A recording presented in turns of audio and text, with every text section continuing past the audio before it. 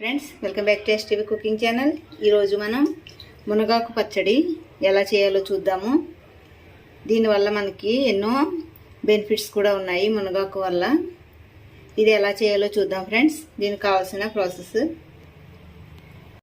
మునగాకుని 2-3 times శుభ్రంగా కడుక్కొని పక్కకు పెట్టుకోవాలి. ఇప్పుడు పచ్చడిలోకి 1 టేబుల్ స్పూను ధనియాలు, 1/2 టేబుల్ స్పూన్ జీలకర్ర, 1 టేబుల్ స్పూను పచ్చెనగపప్పు, అలానే 1 టేబుల్ స్పూన్ మినప్పప్పు, 15 నుండి 20 వరకు ఎండుమిర్చి, కొంచెం కరివేపాకు, 6-7 వెల్లుల్లి రెబ్బలు, చిన్న నిమ్మపండు సైజ్ అంతా చింతపండు. ఈ చింతపండుని మనం నీళ్ళల్లో నానబెట్టుకుందాము. ఇప్పుడు స్టవ్ వెలిగించుకొని ఆయిల్ పెట్టుకొని, ఆయిల్ వేడెక్కిన తర్వాత పచ్చెనగపప్పు అలానే మినప్పప్పుని వేసుకొని వేయించుకుందాము. ఇవి కొంచెం వేగిన తర్వాత ఇందులోకి మనం తీసుకున్న ధనియాలు, జీలకర్రను కూడా వేసుకొని వేడి చేసుకున్నాము. ఇందులోకే వెల్లుల్లిని,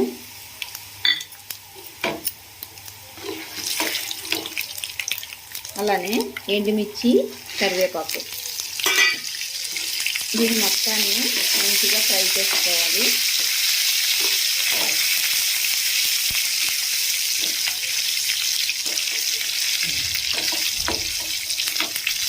పోపు మంచిగా వేగింది కదా.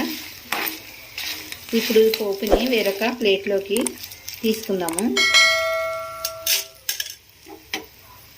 పోపు మొత్తాన్ని తీసేసుకున్న తర్వాత ఇప్పుడు ఇందులోకే మనం కడిగి పెట్టుకుందాం మునగాకుని యాడ్ చేసుకుందాము.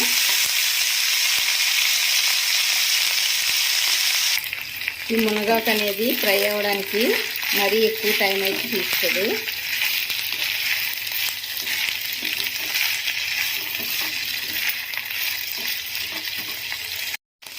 అంటే మునగాకు అనేది ఫ్రై అయిపోయింది కదా.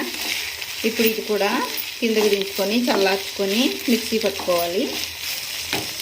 మిక్సింగ్ బౌల్ తీసుకొని ఈ చల్లార్చుకున్న ఇందాక మనం వేయించి పెట్టుకున్నాం కదా, వీటిని మిక్సింగ్ బౌల్లో వేసుకొని మెత్తగా పౌడర్ చేసుకోవాలి.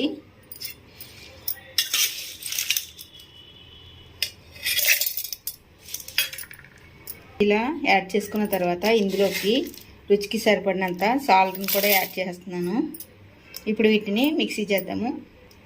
ఇలా మిక్సీ చేసుకున్న తర్వాత మనం వేయించి పెట్టుకున్న మునగాకును కూడా ఇందులోకి యాడ్ చేసేసుకుందాము. మునగాకుని యాడ్ చేసుకున్న తర్వాత ఇందులోకే మనం నానబెట్టుకున్న చింతపండుని కూడా యాడ్ చేసుకుందాము. ఇప్పుడు దీన్ని మళ్ళా మిక్సీ చేసుకుందాం. అంతే, మునగాకు పచ్చడి అనేది రెడీ అయిపోయింది. ఇప్పుడు మనం దీన్ని పోపు వేసుకొని సర్వ్ చేసుకోవచ్చు. పోపు వేసుకుందాం. ఇప్పుడు మళ్ళీ అదే గిన్నెలో ఆయిల్ని యాడ్ చేసుకొని పోపుని యాడ్ చేసుకుందాము.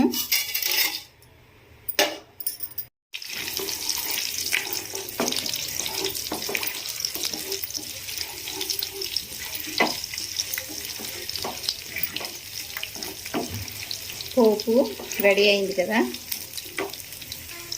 ఇప్పుడు మనం స్టవ్ ఆఫ్ చేసుకొని మనం మిక్సీ చేసి పెట్టుకున్న పచ్చడిని ఈ పోపులోకి యాడ్ చేసుకుందాము. ఇలా పచ్చడి మొత్తాన్ని యాడ్ చేసుకొని ఒకసారి మొత్తాన్ని ఇందులో పోపులోకి కలుపుకోవాలి. చూసారు కదా, ఎంతో టేస్టీగా ఉండే మునగాకు పచ్చడి అనేది రెడీ అయిపోయింది. ఇది మనకి కరివేపాకు పచ్చడిలానే ఉంటుంది. పిల్లలు కూడా ఇష్టంగా తింటారు.